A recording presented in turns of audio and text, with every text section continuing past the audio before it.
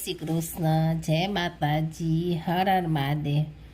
આજે આપણે જય મા અન્નપૂર્ણા વિશે જાણશું। મા અન્નપૂર્ણા વ્રતની વિધિ શું છે, તે કેવી રીતે કરવામાં આવે છે, એની પૂજા વિધિ તથા કથા વાર્તા જાણશું। જય મા અન્નપૂર્ણા માતે કી છે। આ વ્રત માગસર સુદ છઠના દિવસથી શરૂ કરવામાં આવે છે। વ્રત કરનારે વ્યક્તિએ સવારે નાહી ધોઈને ધૂપ દીપ કરી માતાજીનું પૂજન કરવું, ત્યારબાદ કથા વાર્તા સાંભળવી, 21 દિવસ સુધી એકટાણું કરવું। આ વ્રતમાં દોરાની 21 શેરો લઈને તેને 21 ગાંઠો મારવી અને પછી વ્રત કરનારને જમણા હાથે દોરો બાંધવો। વ્રત પૂરું થાય તેની ઉજવણી કરવી અને યથાશક્તિ બ્રાહ્મણને દાન આપવું।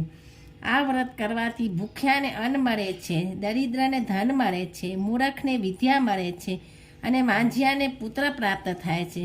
આમ મા અન્નપૂર્ણાના આશીર્વાદથી આપણી સગળી મનોકામના પરિપૂર્ણ થાય છે। જય મા અન્નપૂર્ણા। હવે આપણે કથા વાર્તા જાણશું। અન્નપૂર્ણા વ્રત પ્રાચીન સમયની આ વાત છે। કાશીનગરમાં એક બ્રાહ્મણ અને બ્રાહ્મણી રહેતા હતા। બ્રાહ્મણનું નામ જટાશંકર અને બ્રાહ્મણીનું નામ ગંગા હતું। જટાશંકર ખૂબ જ વિદ્વાન અને પ્રભુપરાયણ હતો। તે ખૂબ જ પરિશ્રમ કરતો હતો, પણ ભાગ્યબળે તેને કંઈ જ પ્રાપ્ત થતું ન હતું। ઘણીવાર તે પતિ પત્નીને ભૂખ્યા સૂઈ રહેવું પડતું હતું। આથી બ્રાહ્મણ ખૂબ કંટાળી ગયો હતો। તે ખૂબ વિચારને અંતે પણ કર્મના ખેલ જાણી ન શક્યો। છેવટે પત્નીને આશ્વાસન આપી કહેવા લાગ્યો કે હું બહાર જાઉં છું, 2-3 દિવસ પાછો ફરીશ। એમ કહી જટાશંકર કાશીમાં જ ભગવાન શંકરના મંદિરે જઈ ત્યાગ કરી કઠોર તપ આદરી બેઠો। આમને આમ 3 દિવસ પસાર થઈ ગયા। બ્રાહ્મણ જટાશંકરની ઉગ્ર તપસ્યા જોઈ ભોળા શંભુ ખુશ થયા અને તેમણે દર્શન તો ન જ દીધા, પરંતુ ઘેબી અવાજમાં તેમણે ફક્ત આટલું જ કહ્યું, અન્નપૂર્ણા, અન્નપૂર્ણા, અન્નપૂર્ણા। બ્રાહ્મણને આમાં કંઈ સમજ ન પડી। આથી તે ઘેર આવ્યો અને પોતાની પત્ની ગંગાને સગળી વાત કહી સંભળાવી। તેની પત્ની પણ આ સંકેતનો અર્થ કહી ન શકી। આ બ્રાહ્મણે અડોશી પાડોશીને આ વાત જણાવી। તેના જવાબમાં એક જણે કહ્યું, અલ્યા જટાશંકર, તને 3 દિવસથી કંઈ ખાવા ન મળ્યું ને તેથી તને અન્નપૂર્ણાના ભણકારા સંભળાયા હશે। આથી બ્રાહ્મણ નિરાશ થયો, પરંતુ તેની પત્ની ગંગાએ તેને આશ્વાસન આપતા કહ્યું, સ્વામી, લોકો ભલે ગમે તે કહેતા હોય, પરંતુ તમારા પર પ્રભુ જરૂર પ્રસન્ન થયા હોય એમ લાગે છે। માટે તમે જે આજે ફરી મંદિરે જાઓ અને ભગવાન શંકરની પ્રાર્થના કરો, તેઓ જરૂર આપણું દુઃખ દૂર કરશે। પત્નીની વાત સાંભળીને જટાશંકર ખુશ થયો અને ફરી પાછો મંદિરે આવી ઉગ્ર તપસ્યા આદરી બેઠો। ચોથા દિવસે ભગવાન શંકરે પ્રસન્ન થઈ તેને દર્શન દીધા અને કહેવા લાગ્યા, હે વિપ્ર, તારી ભક્તિ જોઈને હું ખૂબ જ પ્રસન્ન થયો છું। તું અહીંથી પૂર્વ દિશા તરફ જા, મા અન્નપૂર્ણા તારી સઘળી આશાઓ પૂર્ણ કરશે। આમ કહી ભગવાન શંકર અંતર્ધ્યાન થઈ ગયા। મહાદેવજીની આજ્ઞા પ્રમાણે જટાશંકર તો પૂર્વ દિશામાં ચાલવા માંડ્યો। થોડેક દૂર ગયા પછી એક સુંદર મજાનું સરોવર આવ્યું। ત્યાં સરોવરના કિનારે કેટલીક સ્ત્રીઓ ટોળે વળી વિધિપૂર્વક કંઈ જ પૂજાપાઠ કરી રહી હતી। આ જોઈ જટાશંકરને કુતૂહલ થયું અને તે તેમની પાસે આવીને પૂછવા લાગ્યો, બહેનો, તમે આ શું વ્રત કરો છો? કોની પૂજા કરો છો? તોરામાંની એક સ્ત્રીએ કહ્યું, ભાઈ, અમે અન્નપૂર્ણાનું વ્રત કરીએ છીએ।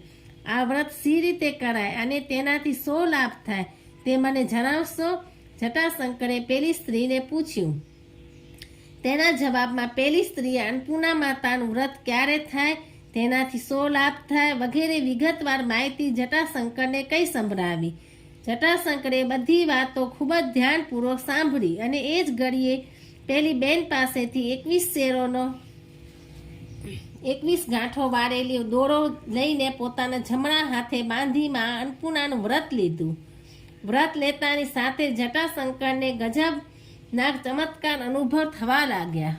તે જેવો સરોવરના પગથિયે પાણી પીવા ગયો, ત્યાં તેને હીરા મોતી માણેક જોવા મળ્યા। તે બધા તેને લઈને પોતાની જોડીમાં નાખ્યા। ત્યારબાદ તે સરોવરમાં ઉતર્યો ત્યારે પાણીમાં આપોઆપ માર્ગ થઈ ગયો. પાણી તેને જરાય સ્પર્શી ન શક્યું. પગથિયા પૂરા કર્યા પછી જટાશંકરે જોયું તો તેને અને એક મહેલ દેખાયો. જટાશંકર કુતૂહલવશ મહેલમાં જઈ ચડ્યો અને અંદર જઈને જોયું તો સામે જ હીરા જડિત હિંડોરા પર માં અન્નપૂર્ણા ઝૂલી રહ્યા હતા.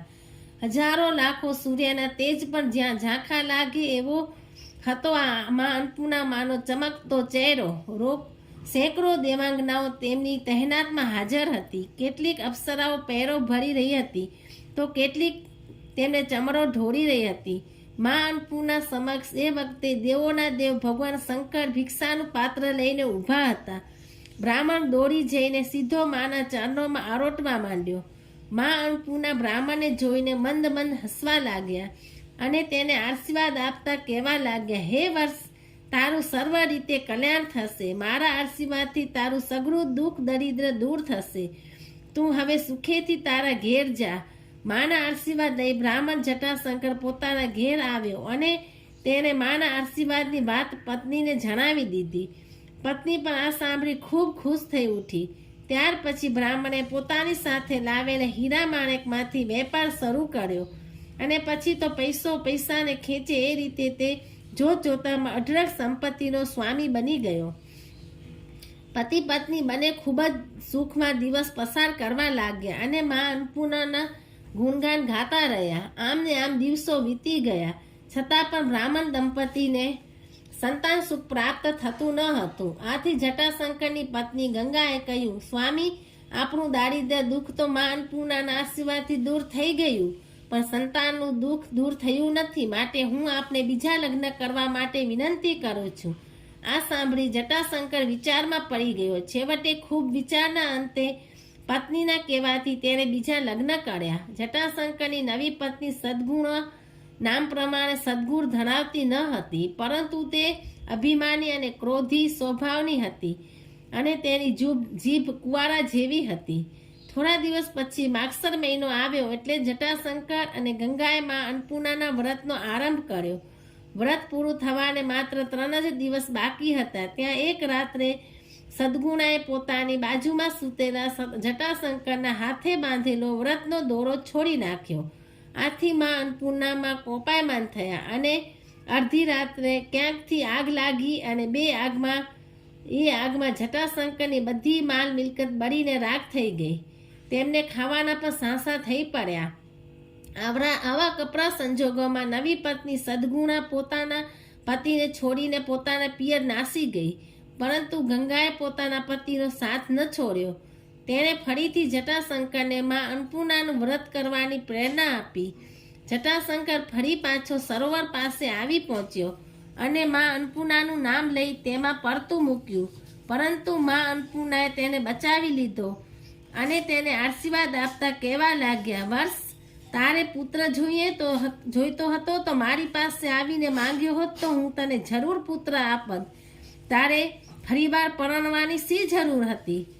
મારું જે થવાનું હતું તે થઈ ગયું. જો હું તને માફ કરી દઉં છું, ફરી પાછી સુખ સાહેબી તને મળશે અને મારા આશીર્વાદથી તારી પત્નીને પુત્ર રત્ન પણ પ્રાપ્ત થશે.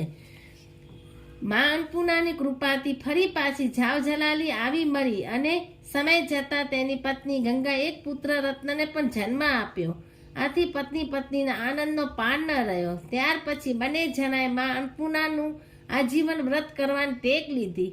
જેમ જટાશંકર અને ગંગાને માં અન્નપૂર્ણા ફળ્યા, તેમાં વ્રત કરનાર તથા સાંભળનાર સૌ ભક્તજનોને ફળજો. એ જ માના ચરણોમાં મારી અભ્યર્થના. જય માં અન્નપૂર્ણા માત કી જય.